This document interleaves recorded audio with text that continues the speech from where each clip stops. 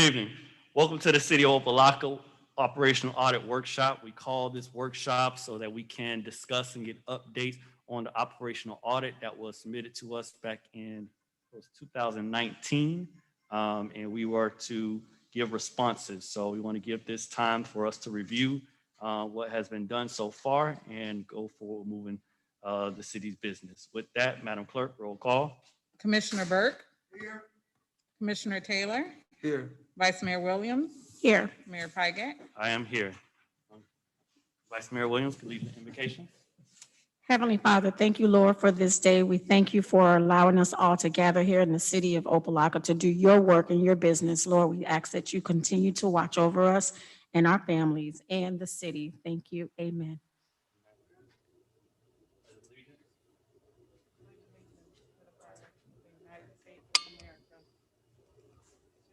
One nation, under God, indivisible, with liberty and justice for all.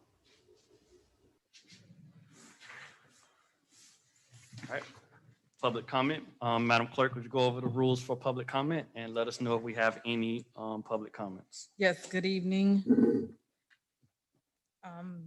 The public had an opportunity to submit public comments for this meeting at publiccomments@opalockafl.gov.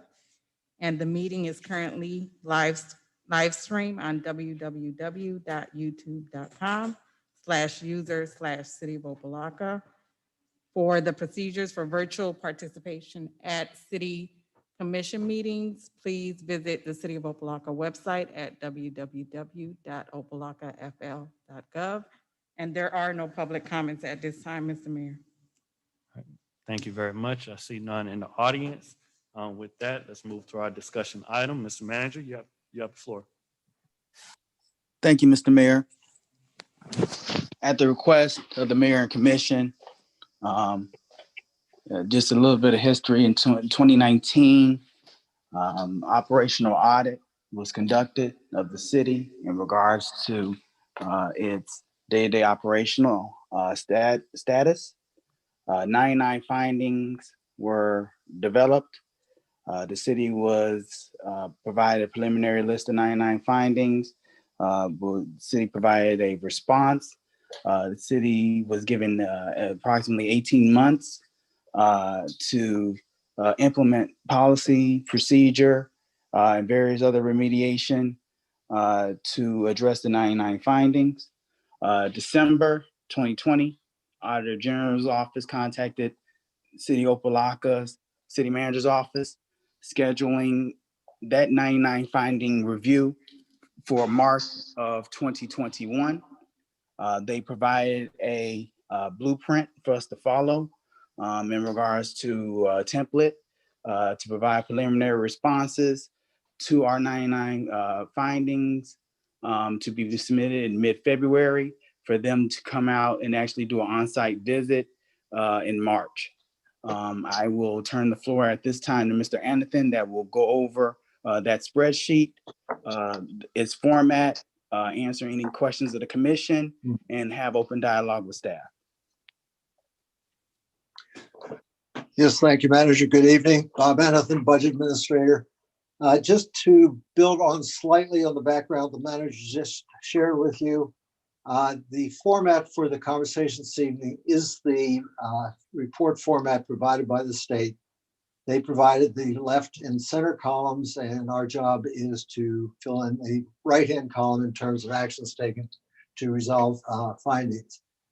This report is being updated daily. The report that I did send to you Tuesday evening was updated through probably 1 o'clock Tuesday afternoon. In fact, there was so little time left, it was not reviewed by the city manager and the assistant city manager. So what you have at this point is my commentary based on my work with the various department heads to try to be responsive to the operational audit. I said this report is updated on a regular basis. I will add that, well, let me digress for a second. In the report, there are 16 unresolved items or indicated as unresolved. One of the 16 I discovered going through my files today. I did get a input in December, so that takes down to 15. And then at 10 minutes to 5 tonight, I got update on 9 more, which will have to be folded in, not reflected here. So it is it's a document that is getting almost updated on a real-time basis. So we'll go through what we knew as of noon yesterday, and then try and build upon that as wherever the commission wants to go with this. The thing that I could use some guidance on is that, as pointed out, this is 99 items distributed over 36 pages. It was sent out Tuesday evening in the hopes that everybody would get a chance to read it. I know that everybody's busy. Don't know for a fact that everybody did get a chance to read it.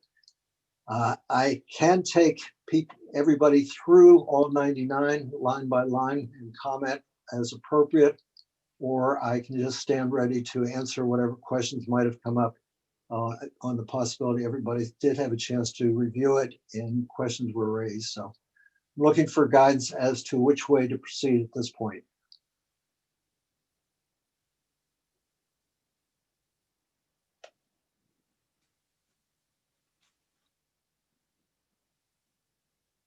Mr. Anathan, Yeah. my suggestion, I think just for a little bit of background for our newly elected officials, maybe go over some highlights of some key areas, and maybe go over some key categories by department, and maybe discuss CRA, CMO's office, and some various other areas of the report.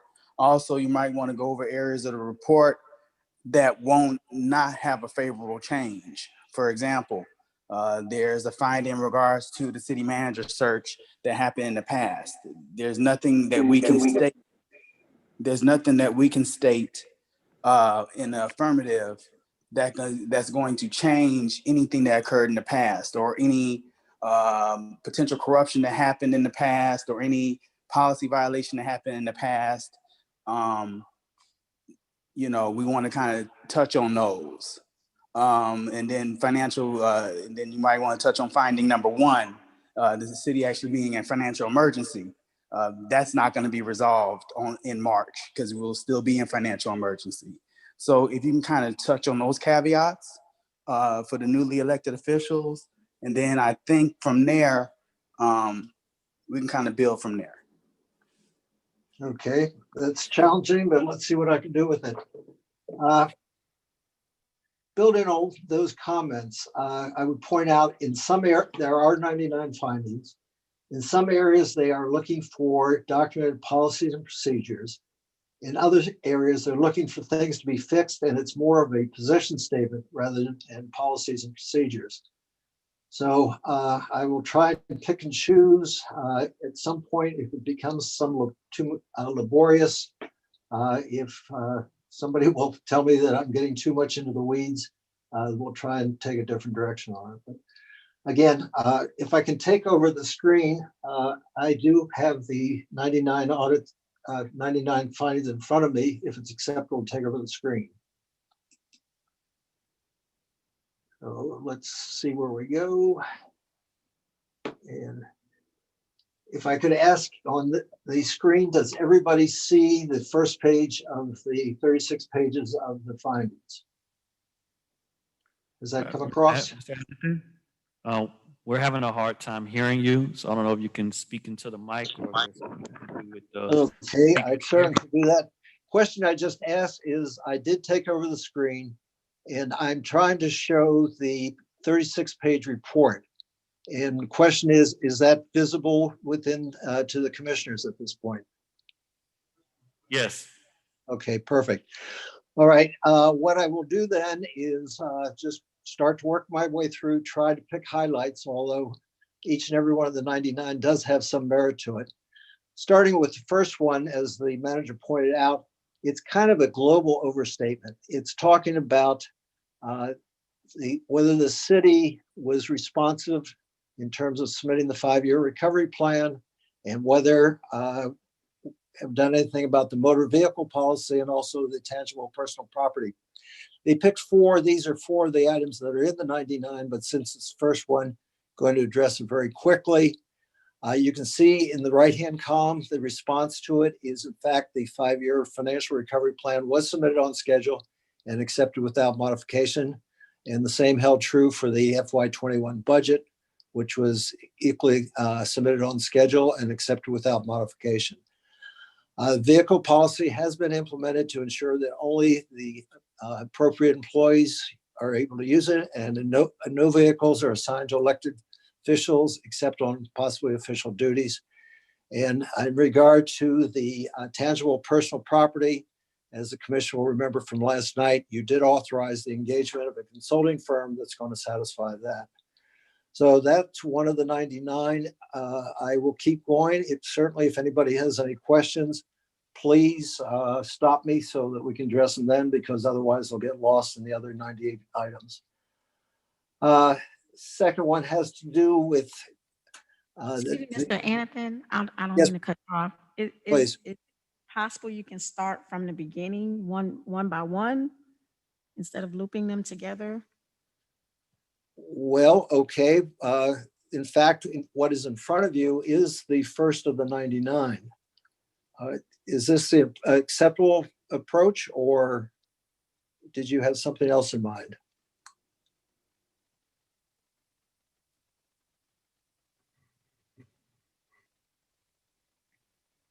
I sorry. don't want to fake it till I make it. I don't understand what you're saying. I really don't. If you could just Okay. give me Again, one by one and I can like decipher and break down. Yes, ma'am. I am doing one. This is, as you'll see in the upper left-hand corner, this is number 1 of the 99 findings.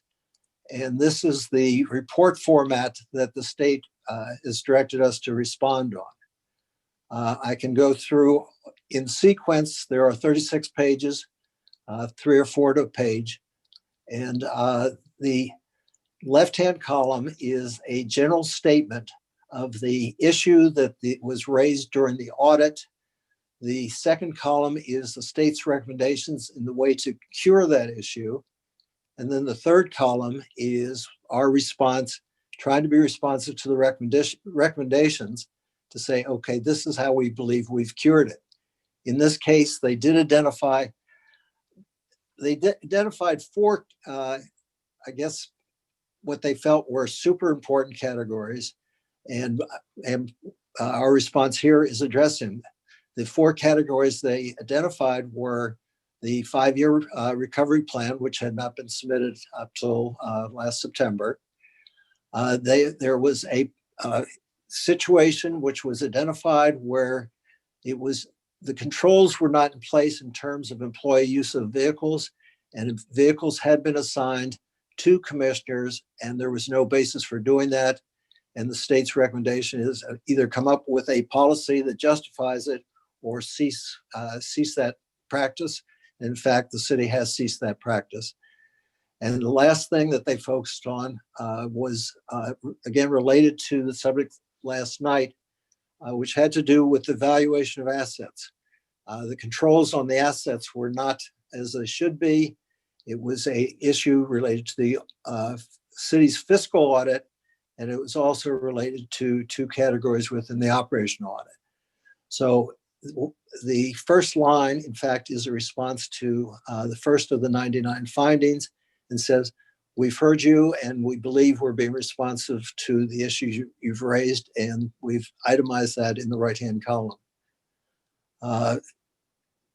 Does that make sense? Because I don't want to waste your time if it doesn't make sense. It does. Thank you so much for explaining that. I apologize for creating some confusion.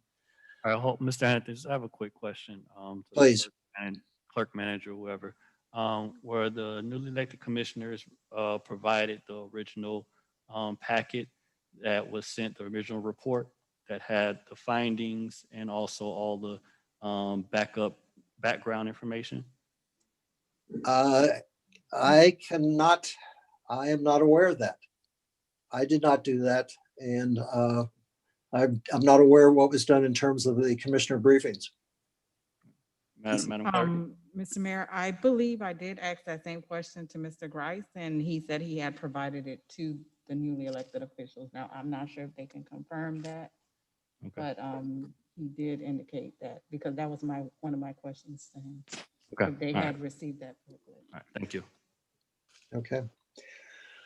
All right, I'll try to speed it up. There are 99 to go. The second one talks to a measure that the state puts on all cities, and is what they call their key financial indicators, and they're looking at trends. It's really based on current year results, since our audit is back to FY18. Really not in a position to have current year results on it. But the recommendations went back to the 5-year recovery plan. And again, as noted above, that was submitted and should, over the long term, get us back into the financial indicators trending in the right direction to be satisfactory. So this is not something we can directly address at this point. Number 3, this one is we can talk to very easily. They wanted us to do something in terms of reserve balances. That's been one of my soapboxes for all along. It certainly was fundamental to the 5-year plan, and it certainly was fundamental to the FY21 budget. So we feel we're in very good standing in that, as indicated in the right-hand column. Number 4 is kind of a parallel. Oops, sorry, carried a little bit too far. Going back to number 4. It's the equivalent on the enterprise funds, and the answer is the same. We certainly do take that into account now. It is central to our budgeting, and we do have established policies for that. Number 5 goes back to the timeliness of our audits, and the answer to that is we've worked heroically, and we are now caught up to FY18, soon to start FY19, and the intent right now is to become fully current by FY20. At the time of the report, I think we were probably behind by 5 or 6 audits, or at least 4 audits. And finance has done a heroic job in getting caught up on that.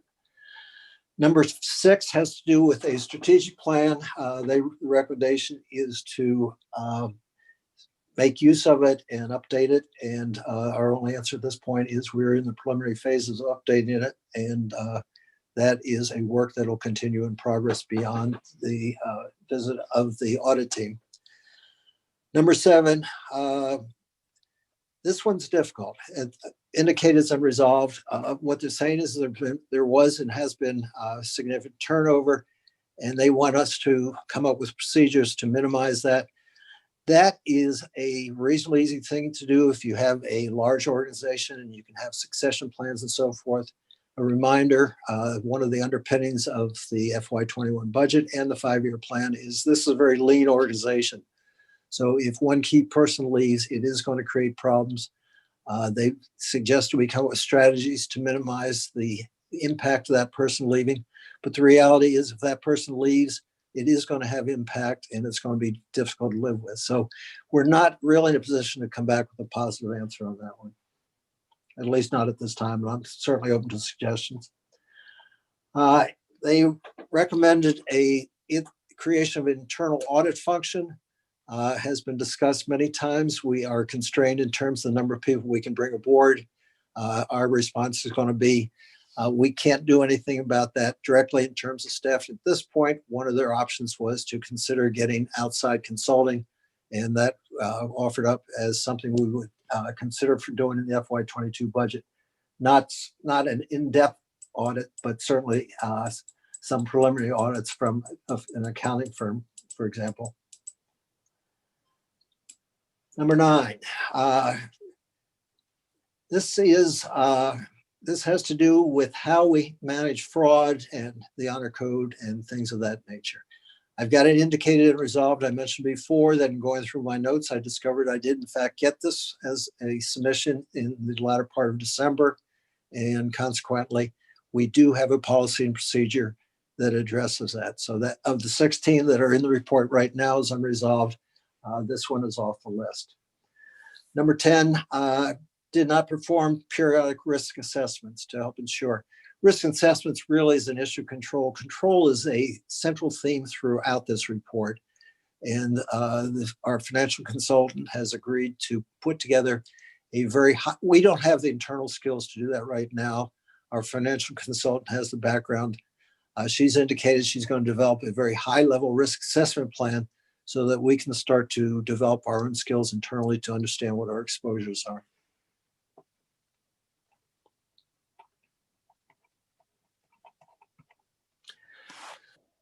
Number 11, controls over the budgetary process need enhancement. Just to go to the summary on that very quickly, in terms of all trim requirements, we were in excellent shape. There were no concerns issued by the state, except one minor one, and they reversed themselves after giving me permission to present the advertisement the way I did. The issues that remain open on this is, we've discussed several times, is that we're meant to have quarterly reporting and monthly reporting. And again, that's an issue of resource constraint, with the primary focus right now in getting FY19 audit underway to be followed by the FY20 audit. The reporting capabilities are somewhat impeded at this point in terms of being able to produce those reports. So there's been some discussion about trying to get a quarterly report out in the near future, but there's no commitment this time. And it's something certainly will be in place by the end of the year once the FY20 audit is in place, but probably is not feasible in the short term.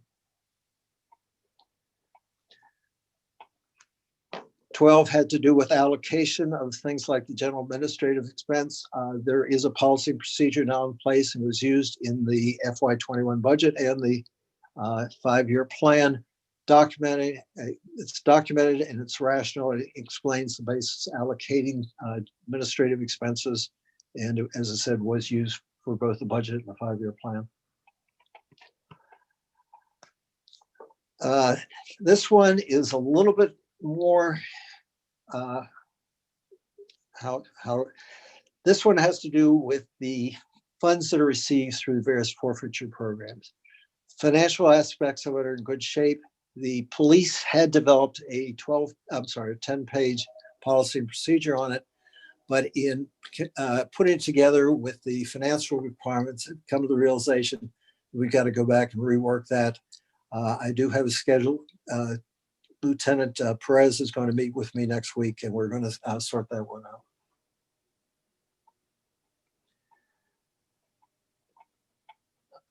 Number 14 has to do with grant expenditures and so forth.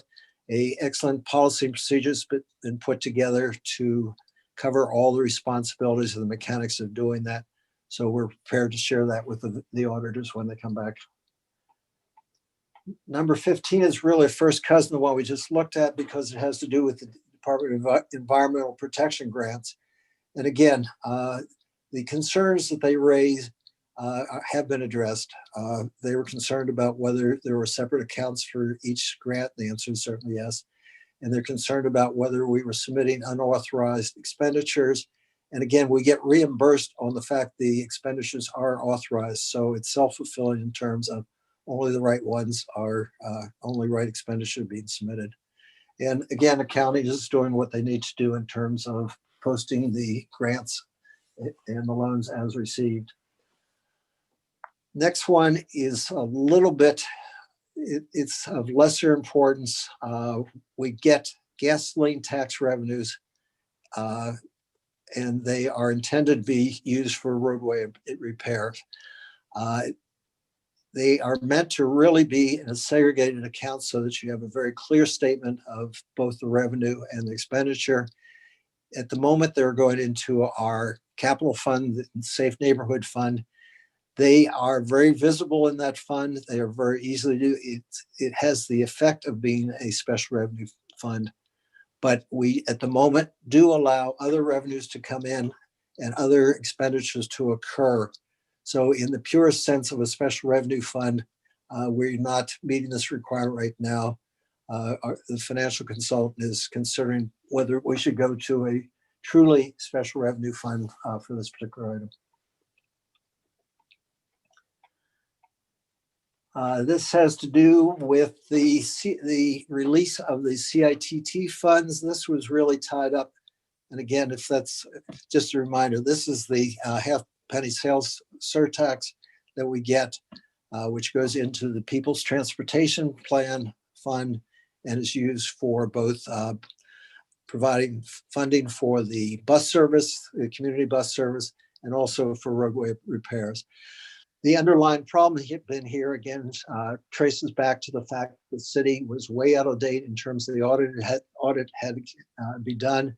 Now that the FY18 audit has been done, as well as the 15, 16, and 17, they have all been submitted and approved. And the funds that had been tied up for those particular fiscal years, it has now been released. With the completion of the FY19 and FY20 audits in the next 6 months, then we should be getting totally up to date in terms of correcting this problem.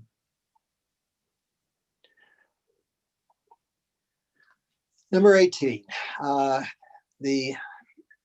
this was a one-off thing that occurred back in FY14, 15, and somewhere between FY13 and FY15. The administration or the commission at that time approved the transfer of about $344,000 out of the water sewer fund into the CRA fund, because the CRA fund wasn't generating any revenue at that time. It was too early in its life cycle. That was a one-off thing. This entire issue has to do with making sure we have the right policies and procedures when we do loans between funds or actually transfer money between funds.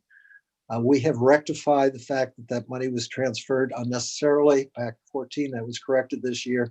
It's not our practice to do it. At this point, we don't see any need to have a policy and procedure for something that's not our practice. So it refers to a problem that occurred once and is not intended to occur again.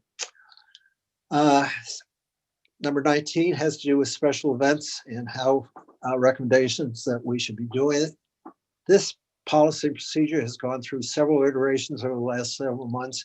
At the moment, the Parks and Rec Director is reworking that. It is to be presented at a future commission. So it's a work in progress at this point. The number 20 had to do with ensuring payments were made from the right accounts. That works back to the issue of whether the requisitions and purchase orders were set up properly in the first place. The procurement function at this point is now reviewing all requisitions and purchase orders, so that we're eliminating that just through how we're choosing to follow up. And again, you have a accounts payable person now who's extremely thorough, and if anything slips through, she's done an excellent job of signaling there may be a problem. So we feel comfortable that we're in the correct position on that. Sorry.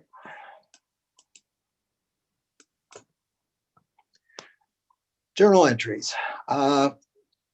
There is a very strong policy and procedure in place now addressing the recommendations, so comfortable that that will be well received when the auditors return.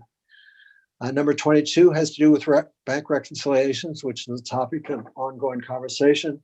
As we reported it was reported recently by the interim finance director.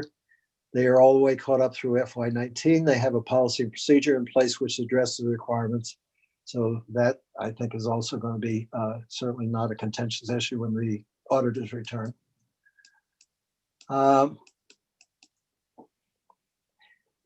EFT payments, they were concerned the controls were not in place, as indicated in the right-hand column.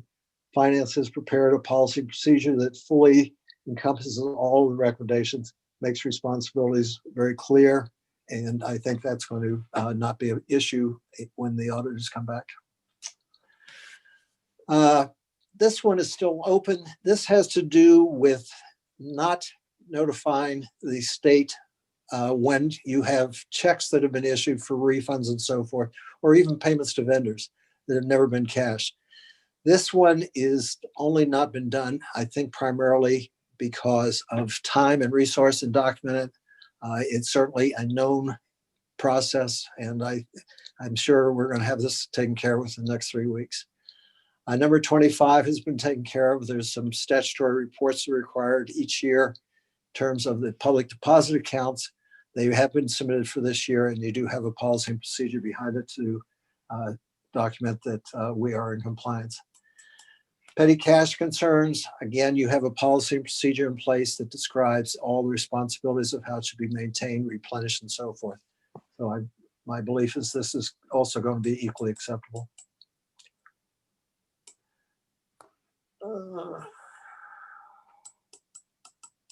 Sorry. Yep, we're good. Okay, 27. This goes back to, this is historical. There was concern about the manner in which the municipal complex was purchased. Due diligence was probably not as exercised as extensively as might have been. There is now a procurement policy in place in the unlikely situation that a major piece of real estate will be acquired in the future, but it identifies all the steps that need to be taken to ensure that a fair price is paid for whatever acquisition might be contemplated. Number 28. The construction administration, this is really addressed, as you may remember, you have revised the procurement code, and this is pretty much addressed in here. The only thing that's not addressed at this time is recommendation 5 here, where they indicate there's a need for payment bonds, and that's my fault. I've got to get that. I've got to work with the public works director to get that embedded in the policy and procedure.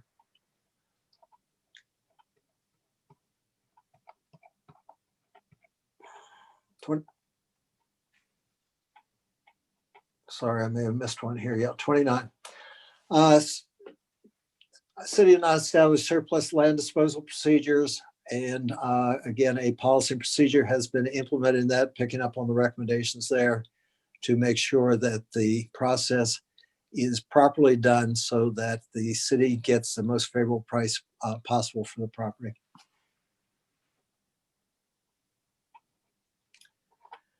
Number 30, tangible personal property. Again, we mentioned that in the very first finding. For whatever reason, they chose to highlight that as one of the 4 major ones that they wanted to emphasize in the number 1 finding. That is being addressed by virtue of the Commission's approval last evening of the engagement of asset management firm.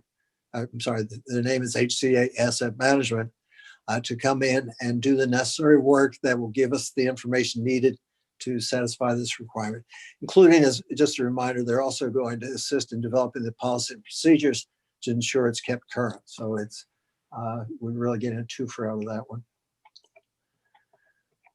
Number 31, almost a third of the way through. Okay, sorry, I had to reset myself on that one. The concern was they weren't sure that the city was keeping current with the insurable values of our city assets. Again, this was approved last night with the permission to engage HCA Asset Management. That is part of the work they're going to do. And they will annually update that if we choose, and that'll allow us to keep it current, but we'll also have the policies and procedures. Number 32 has to do with take-home vehicles. There is an HR policy in place now, which clearly delineates the fact that the city manager or his city manager has to approve them. And to get back to the original point in the first finding, makes it very clearly that vehicles will not be assigned for general use to elected officials, certainly on occasion if they have official duties, that's available to them. But other than that, it does address the concerns that were raised in this issue. 33, when people have take-home vehicles, excluding the police department, it turns out to be a taxable income, and the city had not been doing that. Right now, even though it's not documented policy and procedure, in fact, the FY20 W-2s that went out are going to include that. It involves 12 people. So we are in compliance with that requirement now. 33. Oh, sorry, just addressed that. 34. Use of fuel pumping station. I think everybody knows the city no longer has a fuel pumping station. This issue is concerned about improper use of employees obtaining fuel when they were not authorized to do it, and also the compilation of statistics in terms of vehicle usage. The system we are using now is something called the WEC system. The only people who have cards to it are the authorized card holders. They sign out for it. They indicate their responsibility. This system ensures that only proper people use the cards for their vehicles. And it also picks up, requires as part of the input and using the fuel cards, requires to put in mileage data, so we provides the use data that's useful to make sure that the vehicles are being properly used. So I think we're in compliance on that one. 35 had to do with repair and maintenance of vehicles. There is a comprehensive policy procedure developed. And I forgot to add, if any of these policy procedures want to be viewed because of Zoom, we can pull them up for you. Some of them are quite big, but we do have the availability to project them tonight if anybody wants to take a look at them. The city, as was mentioned in the state of the city preparation, the IT director did mention that software is being obtained to track the repair and maintenance of it, to be supportive of what's being looked for in this policy.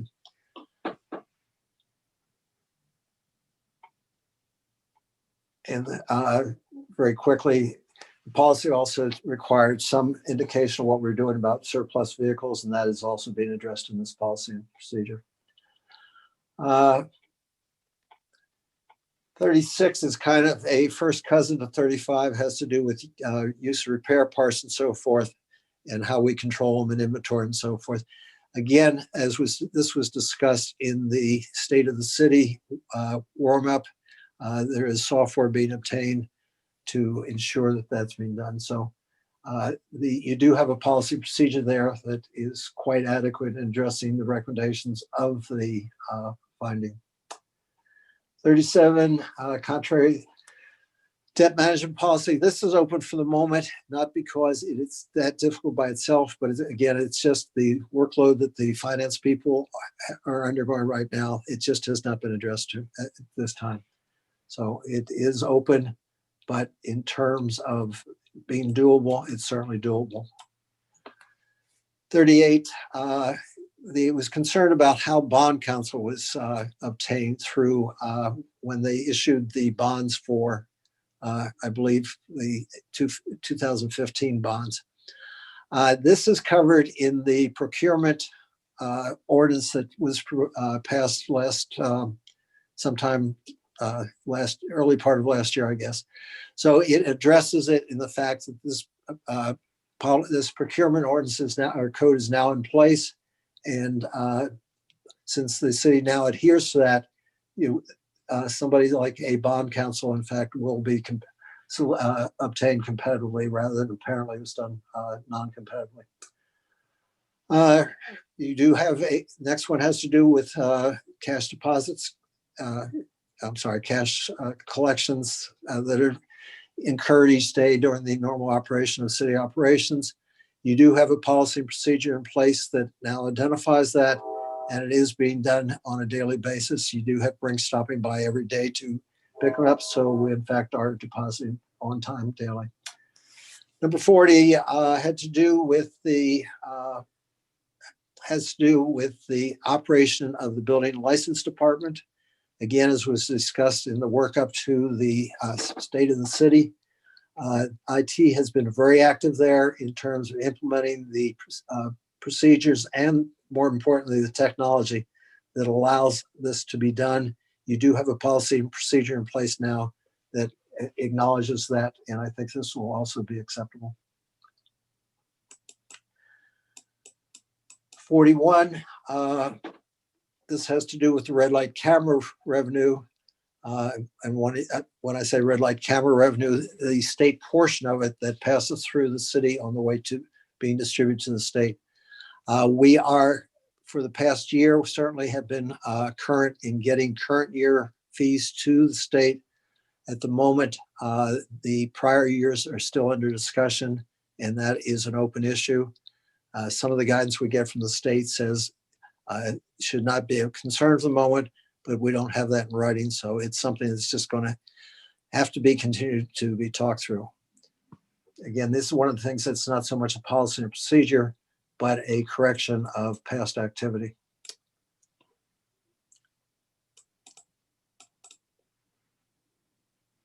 Okay, good.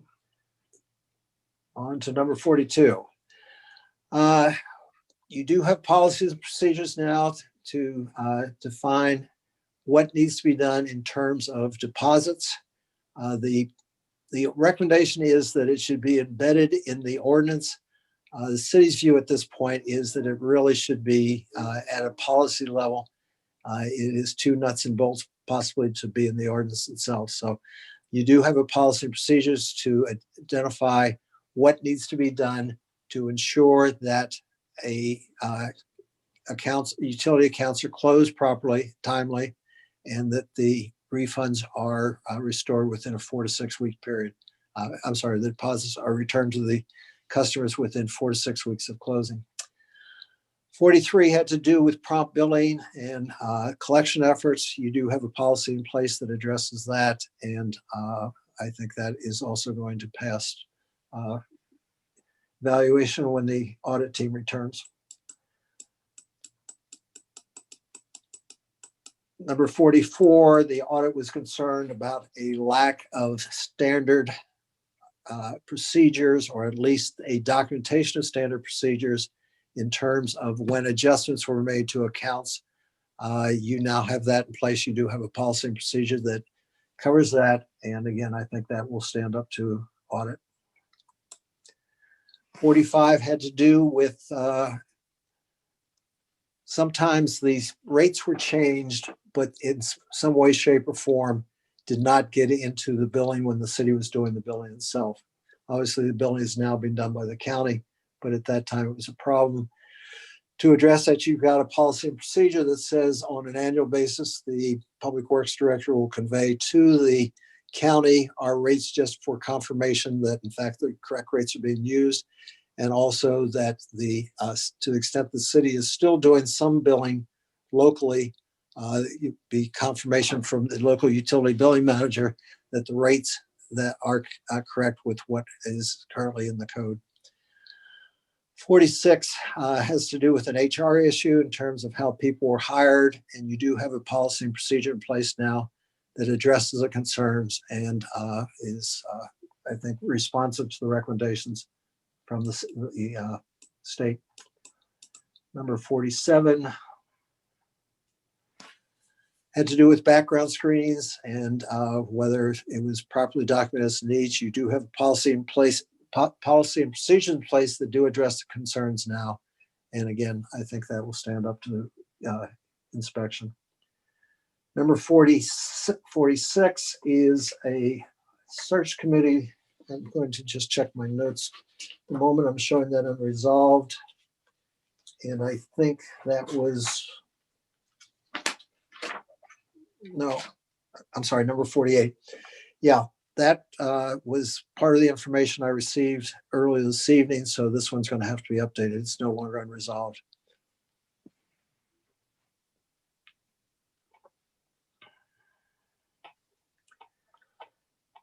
Severance pay provisions, that remains unresolved. Somebody needs to verify that when there are severance payments, that they are done in accordance with the agreements. I've discussed this with the acting finance director. It's been decided possibly budget is best prepared to do that. So that is going to be one of the things that's going to be added to this one, that it will be, budget will take a kind of review role in it to make sure that it's done consistently with the contract.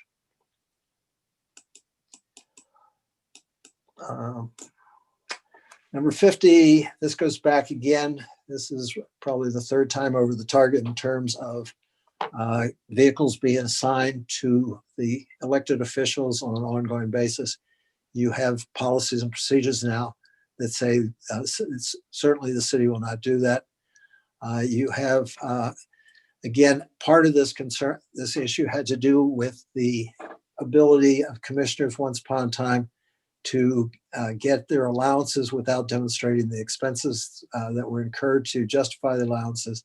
This policy now makes sure that the normal documentation for any payment is provided before the allowance is provided.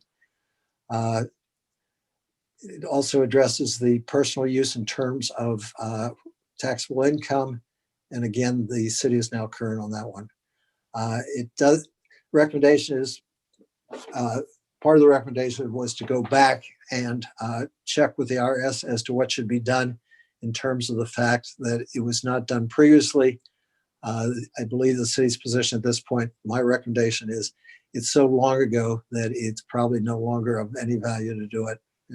The occurrence was too long ago. Number 51, halfway there.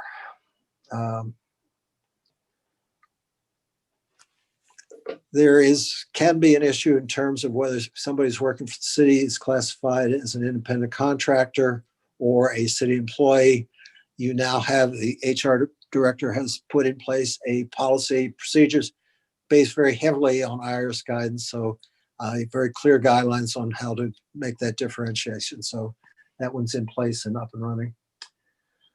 City pay plan. There had been a reworked city pay plan, but for whatever reason, the review and acceptance of it had been slower than it should have been. And now, unfortunately, the data is become somewhat stale. And the HR department is undertaking a new review of competitive, what's available out there at other municipalities and so forth. And there will be a new pay plan, but it's has become a work in progress rather than a completed item at this point. 53 had to do with employee time cards, making sure they were properly reviewed and so forth. You do have a policy procedure that describes that. And I think we're pretty well covered there. 54 had to do with the personnel action forms, whether they're being properly assigned and so forth. You do have a policy procedure in place to correct that problem. So that should be taken care of. 55 had to do with performance reviews. My notation in there was implemented but not documented. This is one of the ones that I received an update this afternoon on, so this will have to be updated. It just says that we are in compliance with what's being requested or what's being recommended by the state. 56. They wanted to ensure that any pay increases that were authorized were really fully documented as to the reason for it. You do have a policy procedure in place right now that is very, very extensive in terms of when there will be pay increases, how they be processed and so forth. It is a little bit light on documentation requirements. I have asked a little bit of an update, but essentially we're in compliance with recommendations at this point.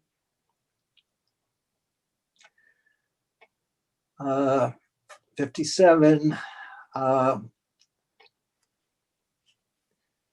This has to do with the fact, in fact, it was a budget amendment that was discussed last evening. There are very stringent requirements on FRS in terms of the information they provide and are provided in terms of the amounts that are processed as contributions towards the retirement plan. They have been triggered. There has been a history of triggering problems. This is one of the ones that I've indicated is unresolved. I do have new information as of this evening, so this will have to be updated.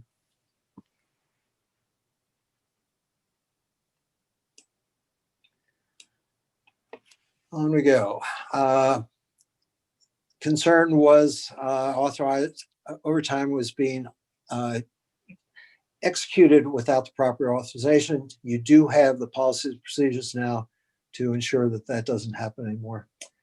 Next couple you'll see are unresolved. They were all part of the updated information I got tonight, so this section will have to be updated. Again, 59 had to do with verifying on an ongoing basis the dependents' eligibility to be covered by the health plan. It will be updated.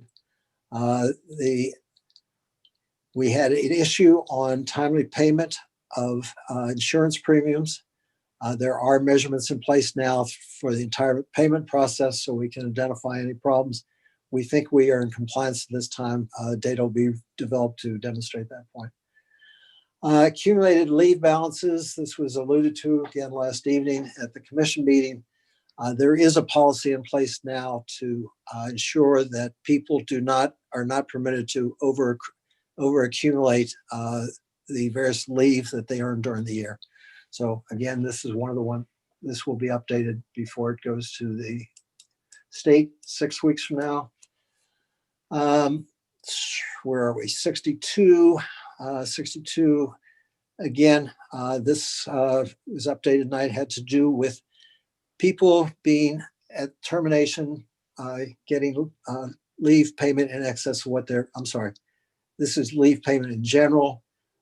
Again, this was updated this evening. This report will be updated correspondingly. I'm going to, as I said, I discussed before with finance how to get an independent view of it. Finance and I came to the agreement budget is going to become kind of the reviewing authority to make sure that the proper calculations were done.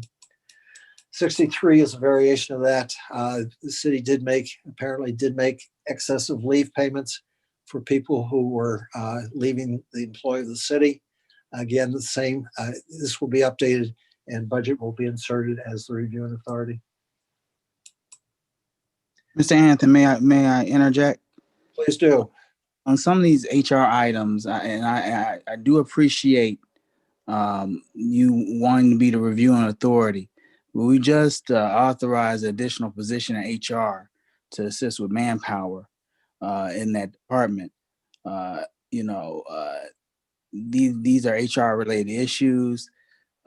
So as I appreciate you want to be the reviewing authority, I do want to kind of discuss that offline as well to see is best suitable option. Noted. Now, I was just thought maybe analytical skills might be of assistance. Okay. I don't think I covered these two. I unfortunately went through them too quickly. Under current code, if a person leaves city employ, that person cannot be engaged in any way, shape, or form for 2 years. I have put a procurement policy in place just to reinforce it. Again, it's just a reiteration of the code, but procurement does play a role in the contracts, and that's something procurement will keep an eye on. And you do have a policy and procedure for that right now. Next one is a little bit difficult. There was a necessity study that was approved in FY16, was never fully carried out. This is one of the ones that I believe was, bear with me, just check my notes. Yeah, I did get information on this one this afternoon, so this page will obviously be updated.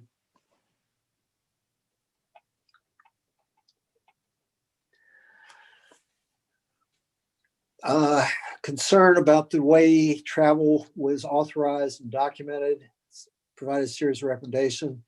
You now have a policy and procedure in place that incorporates all the recommendations that were provided here to ensure that it's done in a manner that it can be justified in terms of a public purpose, and that all the costs are justified and appropriately reimbursed.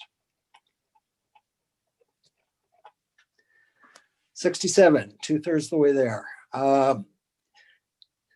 The old procurement code was very unusual, to be polite, and it had a very strange set of requirements in it. It has now been replaced by a new procurement code, and it is an accepted one. In fact, I think it was reviewed by the state at some point, and they concurred with it. And a lot of the problems that were addressed here are no longer a problem as long as we remain in compliance with the currently adopted procurement code. This has not been written up as a policy procedure because it's already in code and it's being carried out. Concern about the dispersing procedures, and I think that one still remains open. If I can just catch up to my notes here.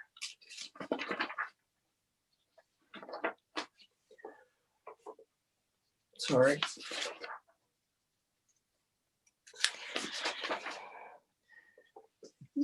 This is not documented, but the inference should not be taken from it that we are paying for items that have not been properly documented and so forth. So we are adhering to what's required. It's not documented per se at this point. This clearly will be updated in the next 3 weeks, with 6 weeks to go, this one will be corrected.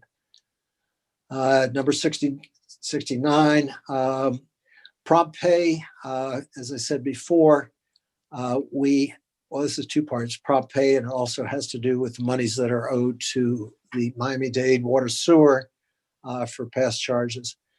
Prompt pay, we are dealing with the fact that we have to submit everything through the state, which slows down the process somewhat, but not completely. Prompt pay says we're intended to get there within 45 days of the invoice date.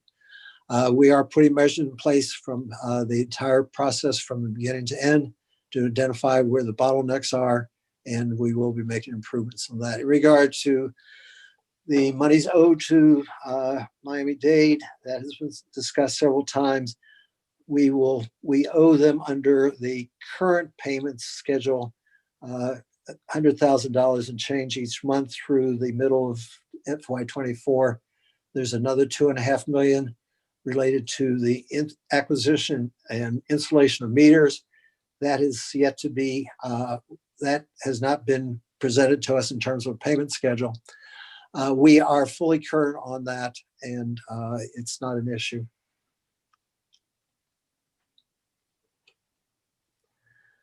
Number 70.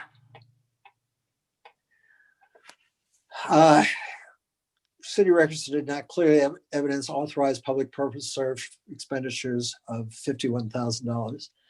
This was 5 years ago. At this point, the recommended position for the city is we should move ahead and not try to reconstruct something that is 5 and 6 years old at this point.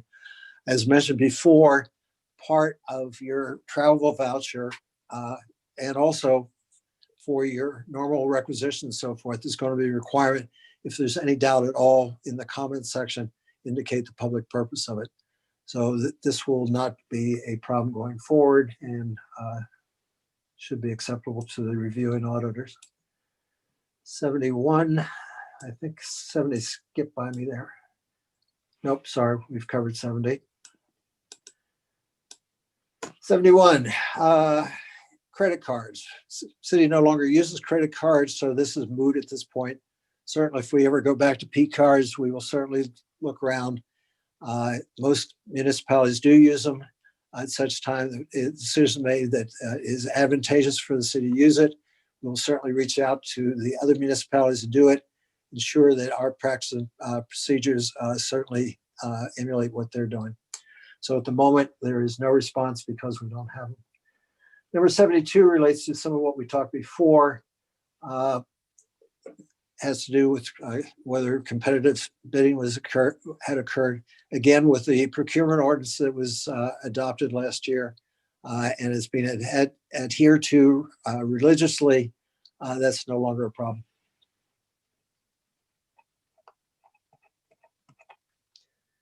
'73.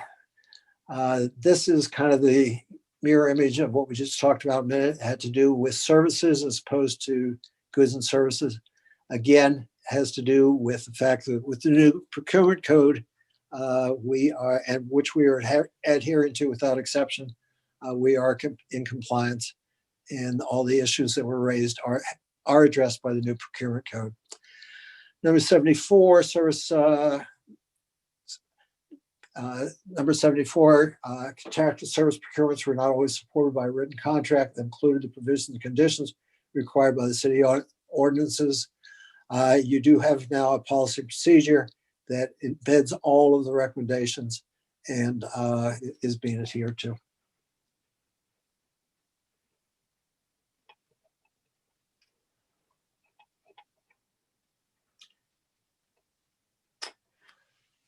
Controls for monitoring purchase service and franchise fee collection. The basis of the comment on the franchise fees is not understood. It has to do with something 5 or 6 years ago. Currently, the city does receive franchise fees from the various solid waste haulers and also from FBL. They are being reported monthly, recorded monthly, and we think we're in compliance on that. In regards to monitoring purchase, part of the approval of the invoices is to ensure that the invoices are presented in terms that are consistent with what the contract required for, and that the charges are consistent with the terms of the contract. We're going to get stamps to just reinforce that point, so that each time an invoice is approved, the approver is going to have to certify, in fact, that both these conditions are met. So that will be addressed and should not be a problem. Bear with me, we're up to 76 out of 99. Hopefully we'll finish this off pretty quickly. They were concerned with the consultants that were hired to work on the 5-year recovery plan. Again, it goes right back to your newly adopted procurement ordinance, and that is consistent with any services and is being adhered to. So this is no longer an issue. 77 has to do with the audit committee. And as I think everybody is well familiar with it at this point, you do have a policy and procedure that addresses it. And we certainly are in compliance with it going forward. So I believe this is going to not be an issue any longer.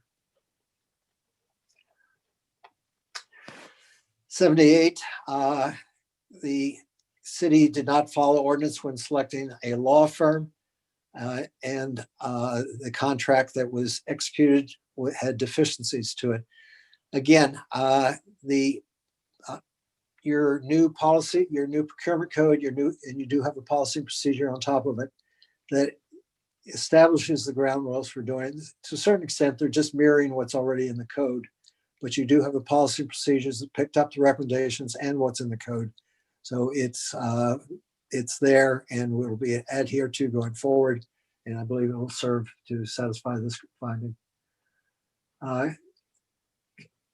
79, city did not use competitive process to procure insurance. You now have a policy and procedure that says that where the city has had a longstanding relationship with a vendor, it's going to be subject to periodic rebidding. In fact, there is a RFP under development right now to put your insurance services out for competitive bidding this year. So I believe we're being fully responsive here. 80 had to do with wireless communication devices. Your IT director has put together an excellent policy on it. It addresses everything there and will more than address the concerns that were raised in this finding. Sorry. 81. Record retention. City clerk has put a policy and procedure in place that addresses it. It's coordinated with the IT department because you now have electronic records on top of everything else. It does address the concerns and is, I think, will quite readily satisfy whatever the auditors will be looking for. There was an issue on minutes not being timely posted. You do have a policy procedure by the clerk right now that identifies what has to be done, is normally done, as was discussed the other day. She has been shorthanded, so there has been a certain backup in some of the, not the commission meetings, but some of the workshops and so forth, and those are being brought current. So that's not going to be a problem. Number 83 has to do with the financial disclosure filings. The clerk has put together a policy and procedure to address that. It is being carried out. There are not any major issues at this point. One of the variations on it is that it's meant to be the basis of ensuring that when the city does business with a vendor, that there's full awareness that anybody who has a need to file a financial disclosure and it indicates a position in that vendor, certain steps have to be taken to make sure there's no conflict of interest. So that's also embedded in the policy and procedure you have at this point. Coming down the home stretch, lobbyist registrations require separate accounts for both the lobbyist fees and the expenses against it. That has now been set up. And you do have a policy and procedure that's been developed by the clerk that addresses all of the requirements of this as reflected in the various recommendations of the state. So I believe we're in good shape on that as well. 85, there was apparently the commission and or the administration, way back in the days of the creation of the CRA, they got ahead of themselves and they created or they adopted various legislation to implement it prior to the county having authorized it. So de facto, it wasn't, even though the city did pass it, did create it, it was not officially created until the county approved it in December of 2012. Created certain issues. The city, $86,000 approximately was spent prior to the official approval date by the county. We have gone back to the county. There was concern as to whether that money could be charged to the CRA.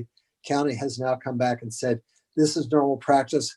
A city has to go through various steps to do all the documentation to present to the county to get approval. And it's customary that this $86,000 does become a charge to the CRA, so that we've satisfied that requirement. There were 6 resolutions that were passed by the CRA before it was officially in existence. They have been passed on to the CRA attorney. I've looked at them, they appear harmless, but we need an official position on it, so it's open at this time. It also is meant to say that in the future, the city will not go ahead and approve a CRA prior to getting the county approval. The city has no intent of doing that, but certainly is aware of it and acknowledges it won't do that. So I think we're okay. Okay, what do we have here? Sorry, had a brain. Oh, there was concern about noticing in general and also updating the CRA plan. The CRA plan, CRA is continually providing notice at this point whenever there's any decision to be made and so forth. So that's no longer an issue. The state did recommend the updating of the CRA plan. The CRA manager has chosen not to do it until the new board was in place and up to speed, and then we'll go forward and request approval to in fact update the CRA plan in accordance with the state's recommendations. The 87 addresses the preparation reports, which did not always occur on a timely basis. The city is now, or the CRA is now caught up and has established an annual calendar of recurring events just so that they can continually monitor what the requirements are. So we feel that that is being addressed going forward, although it was a problem in the past. 88 goes back to the audit issue. The CRA audits are hand in glove with the city audits. They will be brought up to date at such time that the city audits are the major city financial audits are brought up to date. And as discussed by June of this year, certainly that should no longer be an issue. 89, there had been an issue in what the timing of the city's contribution, of its own contribution to the CRA, and also the pass-through of the county contribution to the CRA. It's a state requirement, it does have to be done, but to the extent that the city is paying all the bills out of their own accounts and then subsequently charging the CRA bank account, it was a little bit moot, but without debating that, it's now on the CRA annual calendar that we talked about. And in fact, the contributions were made this year and will be made in years going forward.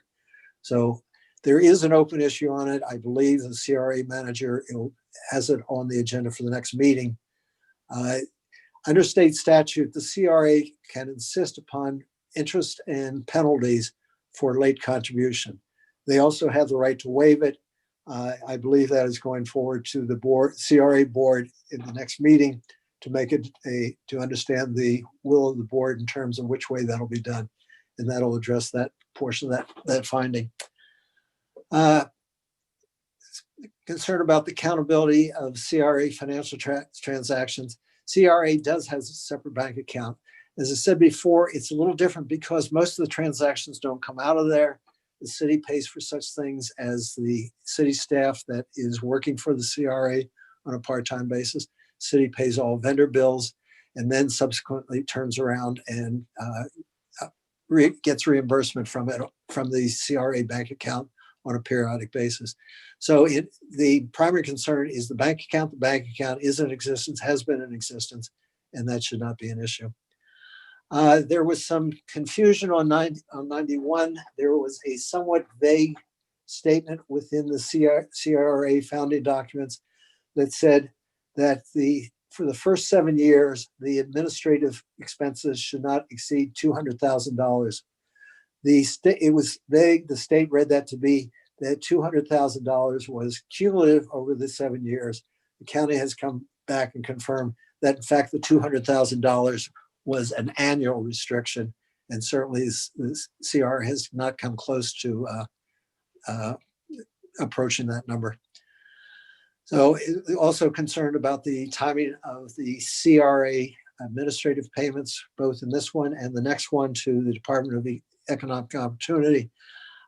These are now on the annual recurring event calendar for the CRA, and the CRA is caught up on both 91 and, as we'll see momentarily, in 92.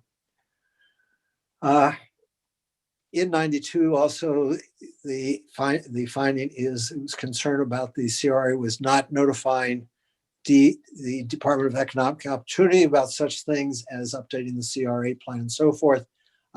Certainly, the CRA is aware of it, and if and when such time that the CRA plan is updated, certainly that the DEOA will be appropriately notified.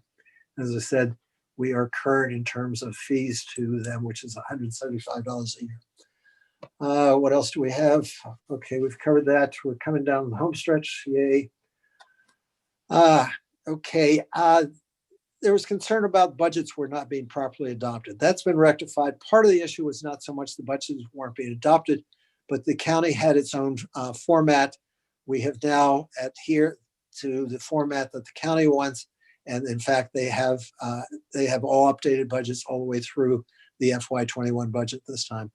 So there are issues in format, but that has all been addressed. So I think that we are current on that item as well. Concern about the website not being properly linked to the CRA website.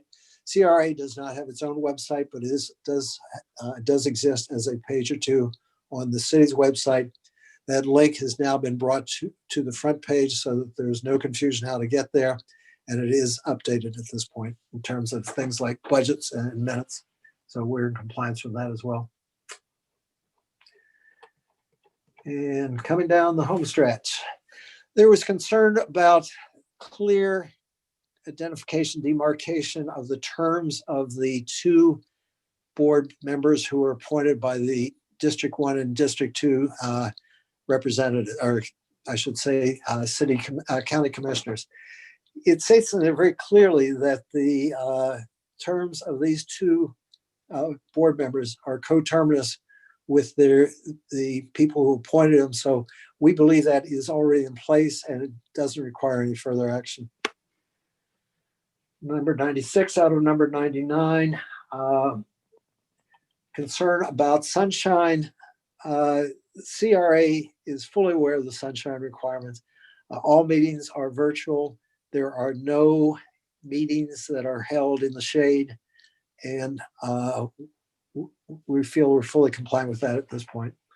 Again, minutes are properly posted, so just to make sure that there's full compliance here. This one is open only to the extent that there have not been position descriptions developed yet.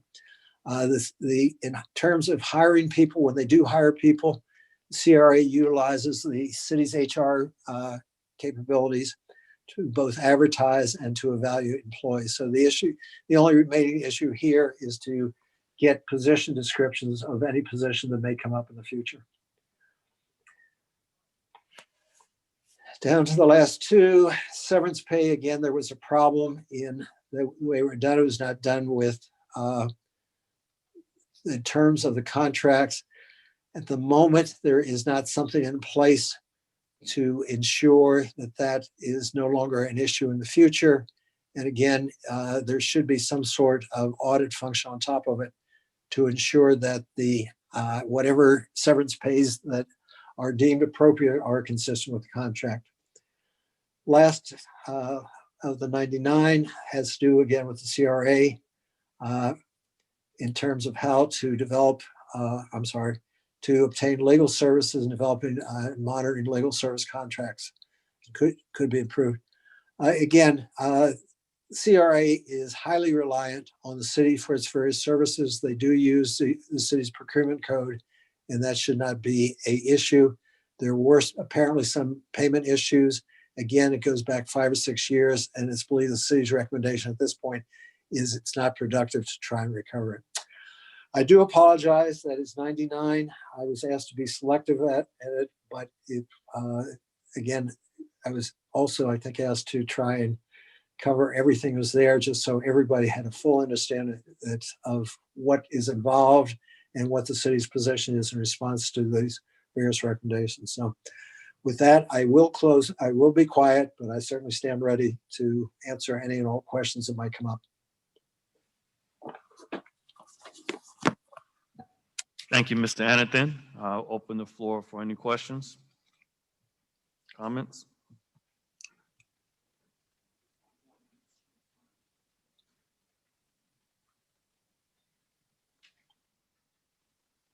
My colleagues, there are remarks prepared. I do want to just acknowledge, Mr. Anathan, how many of these findings do we need to have resolved by the time the auditors get here in person?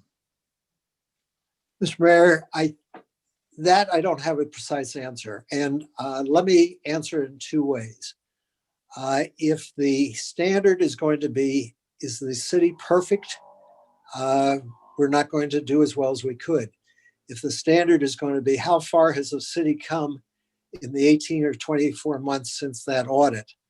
I think we're going to do very well, because this is light years of improvement over what the audit identified 2 years ago. So I'm not aware of any number. Maybe the manager can weigh in. Maybe he's been exposed to a number. But again, I think it's going to be a definition of what the bar is going to be. And I certainly would hope it would be in terms of the improvement that's been implemented in the last nearly 2 years.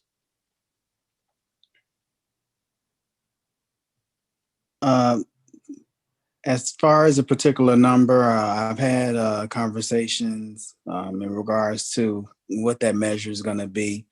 I haven't gotten any clear feedback, Mr. Mayor, from the Auditor General's office, but I will reach out to my contact out there that reached out to me in December, and try to look at that more closely. I know statute does speak on it as well, but I don't want to quote statute. I don't have it in front of me. Thank you. I'm pulling up the information now, and it's by way of the, hold up, where is that?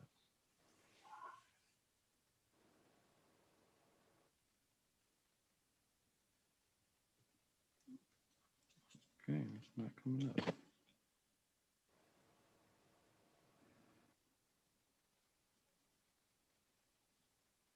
All right. So what I think, and I'm going based off of last year during the legislative session, there was a House Bill 1209 that stated the dissolution of municipalities. And one of those criterias was whether or not a grand jury or auditor general issued a report like they did today in 2019 that contains a significant number of findings.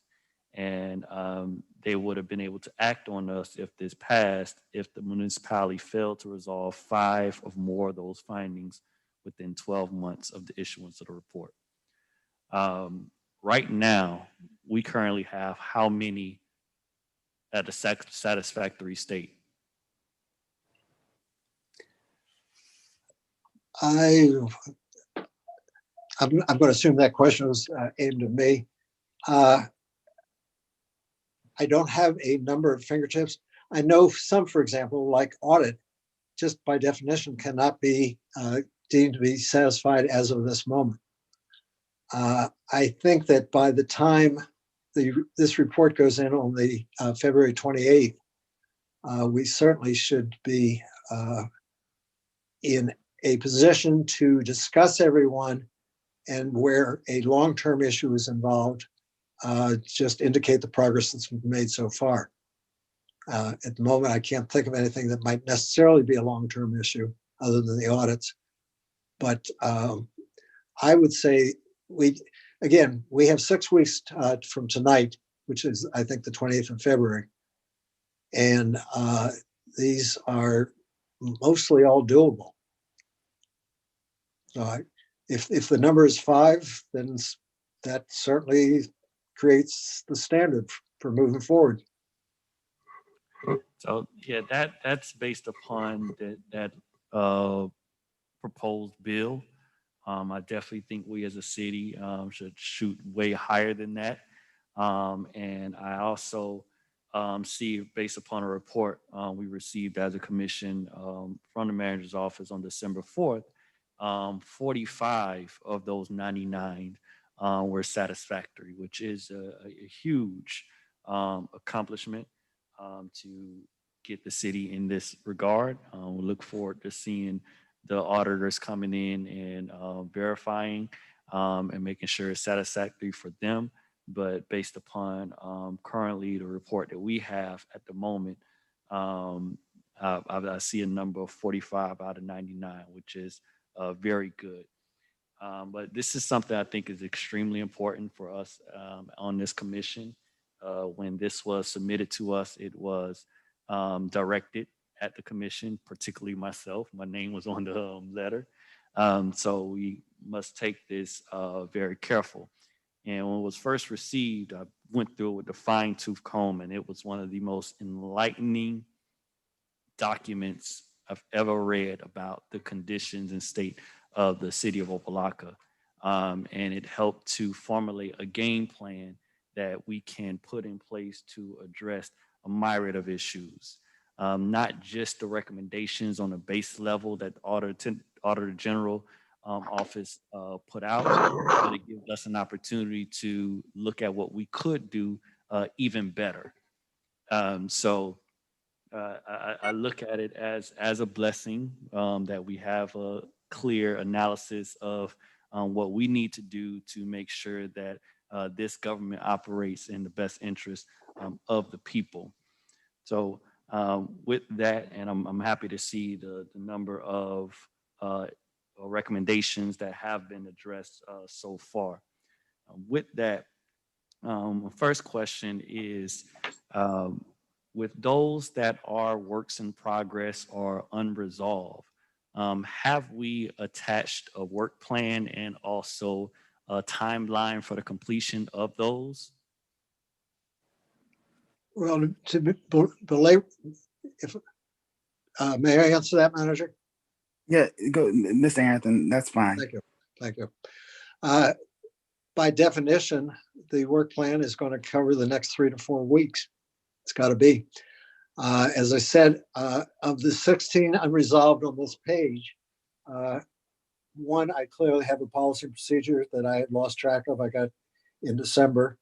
And 9, I got updates tonight, and I have to work through that and make sure that it fully identifies all of the recommendations that have been put forth by the state. So the good news is I don't have a budget to worry about at the moment. I don't have much else to worry about for the moment. So this is full-time employment for me. Got it. So the timeline is by the time they get here, and the work plan is for you, Mr. Anderson, to make sure it gets done. Is that what I'm hearing? No. All right. All right. The other things is to my colleagues, you will see there's a number of categories that have significant number of findings: finance, purchasing, budget, and the CRA, which kind of narrows down what we, I guess, should take a look at in more detail. And there are a few things, and I know we've been talking about the strategic planning, and I'm hoping that we get to that as soon as possible, because this document, along with the State of the City report and the audit findings, are critical in helping us understand what are the current challenges that we must address first as a city. And there are a few in there that I think are significant. Number one is the securing an internal auditor, so that we can have a person who can go through and make sure that we're following policies and procedures. What's happens over and over in this document that we see is that there either was not policies and procedures in place, or policy procedures were not being followed.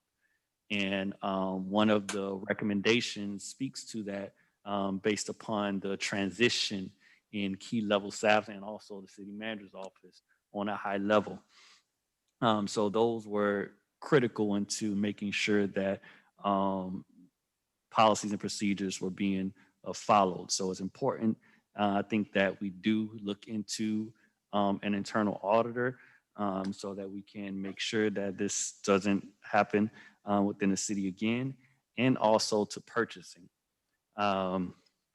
Because purchasing is a large part of what we do as a government, and it has direct connections to finance, budget, and just the overall movement of the city, and figuring out when we're going to get a purchasing person, and whether or not that's what's the priority. Is it builders and licensing person? Is it purchasing? Is it people to clean up the parks and operations? And those are things we really got to sit back and think about, and really provide that guidance to the manager's office to what we would like to see as a priority and in a budget. So those are my thoughts on this subject. I hope that we really go through that background, because the background was extremely enlightening, just to say the least. But thank you. That concludes my remarks on operational audit. Anyone else? Mr. Mayor, Vice Mayor Williams. thank you. You just actually touched on one of the things that I wasn't really a question. I did notice that as Mr. Anathan was, when he got to the section about asset management, it's nice to know that what we passed will assist in resolving some of the findings. And Mr. Anathan did mention that what we passed last night with the asset management would assist in resolving a few of those items. So that made me feel very comfortable with our decision. I did, and I wholeheartedly agree with what your statement. I just had a question about finding number 72.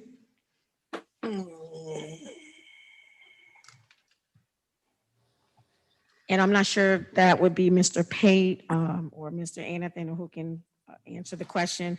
I just wanted to know, do we have a bid process, a number of bids that are turned in or applied for the acceptance of a vendor? In other words, is it 3 bids with the invoice, and do we choose the lowest bidder? How do we choose the vendors, and then what is that number of bids that we would have to turn in? Madam Vice Mayor, I actually let Mr. Anthony answer that. That falls under budget/procurement wheelhouse, and he's a subject matter expert in that area. He should be able to get that down for you perfectly. Very, very quickly, Vice Mayor, The city's procurement code right now, I think I'm going to answer your question. If I missed the point, please set me straight. There is a requirement as the amount to be obtained of goods and services becomes greater to get a more rigorous set of quotes. Anything under $1,000 is just basically a phone call and you go for it.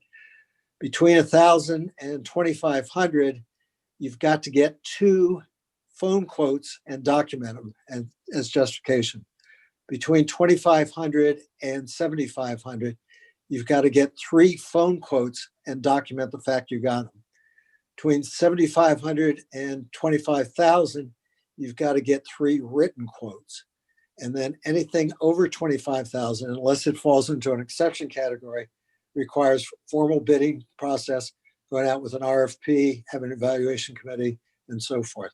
And just as a carry on to that, anything over 25,000 has to be brought to the commission for approval. Got it. So over 1,000, so quotes,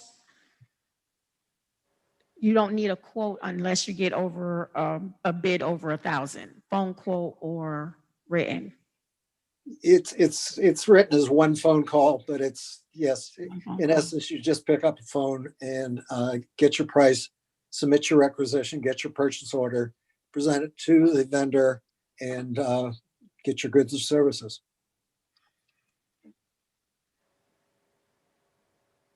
Thank you. That was my question.